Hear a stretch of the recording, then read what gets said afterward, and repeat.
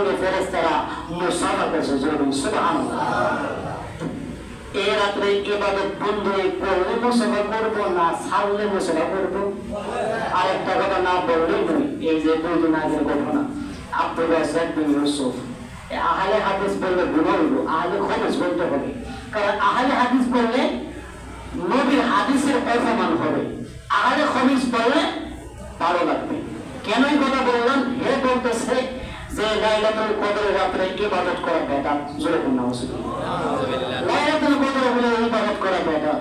আমরা কি দুনিয়ার মধ্যে ইবাদত করতাম আইছি না রং তামাশা করতাম আইছি? ইবাদত করলে কি গুনাহ হয়? কথা বলেন, ইবাদত করলে কি গুনাহ হয়? ইবাদত করলে সওয়াব হয়, ইবাদত ছাড়লে গুনাহ হয়। আর হে বলতেছে লাইলাতুল কদরে ইবাদত করেন নাই, লাইলাতুল কদরে ইবাদত করলে বেদাত। তো দেখেন এরা কেমন? আমরা চাই মুসলমানদের ইবাদতের দিকে অগ্রসর হোক, আর তাদের মতো আহলে হাদিসদের কিছু মুরব্বি চাই মুসলমানরা যেন ইবাদত থেকে দূরে সরে যায়। কারণ মুসলমানরা যখন ইবাদত থেকে দূরে সরে যাবে তখন কাফের মুশরিকরা মুসলমানদের উপরে আক্রমণ করতে পারবে। কারণ মুসলমানরা ইবাদত না করলে ওই মুসলমানের সঙ্গে আল্লাহ থাকবে না, আর যারা ইবাদত বন্ধ করবে তাদের সঙ্গে আল্লাহ থাকে। আর যাদের সঙ্গে আল্লাহ থাকে তাদের সঙ্গে গিয়ে কেউ মোকাবেলা করে পারবে?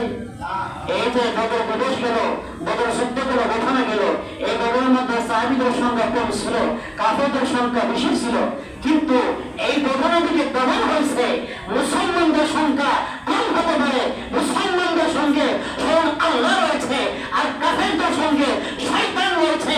এই জন্য আমার আল্লাহ তাআলা মুসলমানদেরকে বিজয় করে দিয়েছে। কথা বলেন ঠিক না? আওয়াজ করে বলেন ঠিক না?